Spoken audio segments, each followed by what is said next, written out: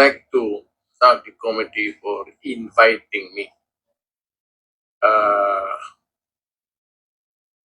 para once and for all, malaman natin. So, I would like to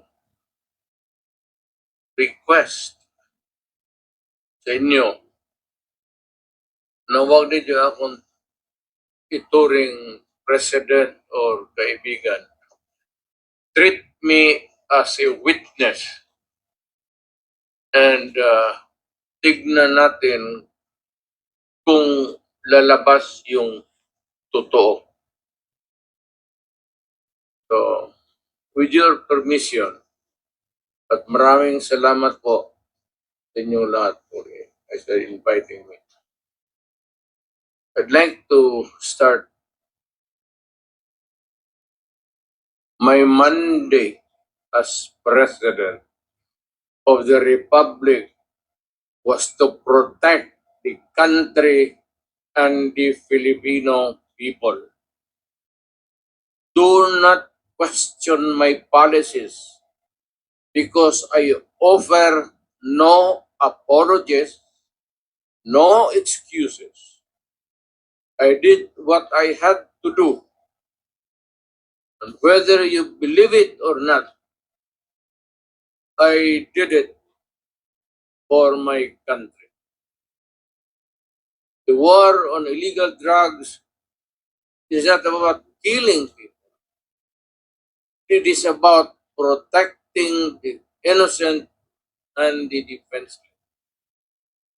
The war on drugs is about the eradication of illegal substances such as shabu, cocaine, heroin, marijuana, party drugs, and the like, as a menace which ruins people, families, communities, and relationships, and tears apart the social fabric which binds society together in peace, harmony, and brotherhood. It is not unlike slogans which serve as calls for a better future, such as the war on waste, war on corruption, and war against climate change. I have always viewed people addicted to illegal drugs as victims and patients requiring medical help and not as criminals. That is why when the war on drugs slogan came into being, coined as first as a message to the people of Davao City, stay away from illegal drugs. But at the same time, I had a drug rehabilitation facility constructed in Davao City, a city government expense, manned by Davao City government doctors, psychiatrists, nurses, and health workers, among others, to look after the complete rehabilitation of those addicted to illegal drugs. I believe then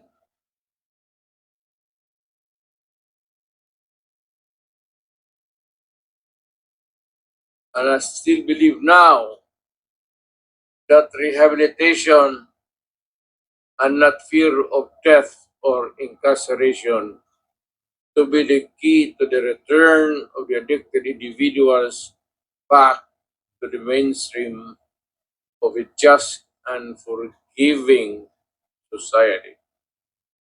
But no mistake about it, I hate drugs. I loathe the purveyors, the merchants, and the pushers of this demonizing element. I have not failed to emphasize this from the very day of the campaign when I ran for the presidency in 2016. This was my covenant with the Filipinos who believed in me. And to this day, most still agree with what in government have achieved. It is unfortunate that drug-related crimes are on the rise again. Every day you can read about children being raped, people getting killed and robbed. And just recently, a drug den was raided within the Malacanang complex. This clearly manifests that the purveyors of this menace are back in business.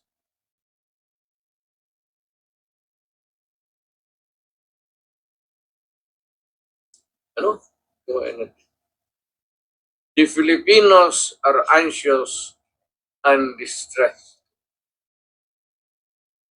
Self-preservation is still the first law of nature.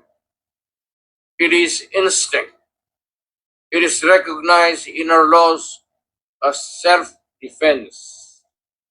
That is why I have always told the police authorities and operatives to be mindful of this basic law of nature. However, I tell them not to abuse their authority and power. Hindi ko talaga pinayagan yung abuso ng pulis o sundalo kailanman sa buong buhay ko and as mayor for so many years and as president. In the guise of protecting themselves. But when your very life is placed at risk and it can be snuffed out in a matter of seconds, then and only then must you act accordingly. Repel the aggression only in self-defense. Alam mo, matagal ako nagturo sa aming bayan sa Police Academy. When I was a prosecutor,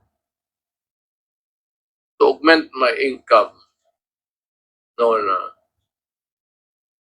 bago akong nagturo ako sa police. Ang sinabi ko talaga sa kanila, when you are arresting a criminal, you are not supposed to request him to surrender. Rather, you have to overcome the resistance. However, pag ayaw, it's the duty of the police is to overcome the resistance kung ayaw mag-surrender. At kung may baril, at kung tingin mo, sabi ko sa mga police doon sa academy, mamamatay ka, barilin mo. Barilin mo sa ulo. Patayin mo at least one less criminal in the community. Yun ang utos ko when I was a fiscal and I was a professor doon sa Police Academy. Yun ang turo ko sa kanila. No quarters given. No quarters asked. Criminal ito.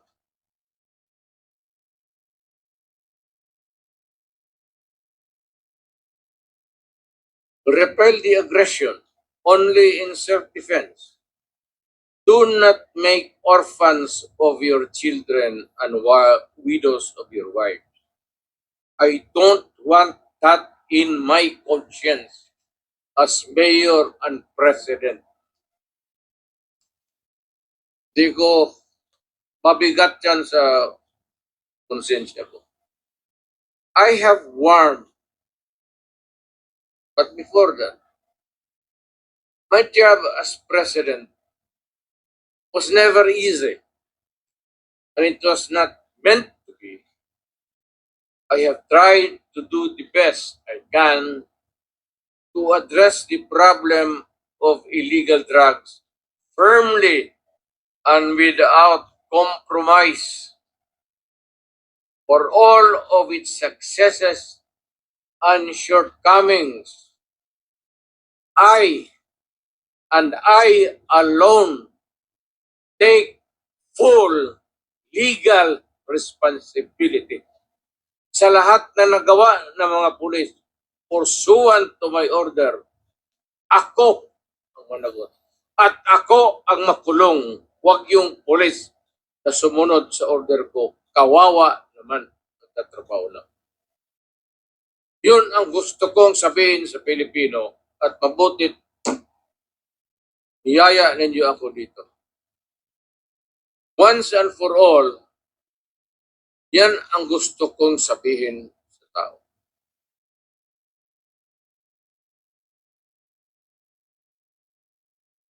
I have warned all of you as your president. Then, and as a private citizen now, drugs will destroy the Filipino. It will destroy my country. And I will never allow it.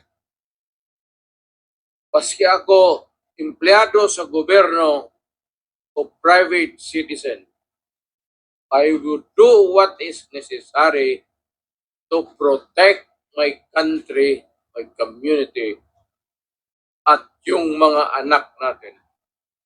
This is a matter of principle. At papagkamatayan ko yan. Maraming salamat. I'm ready to answer it. Thank you, Mr. President.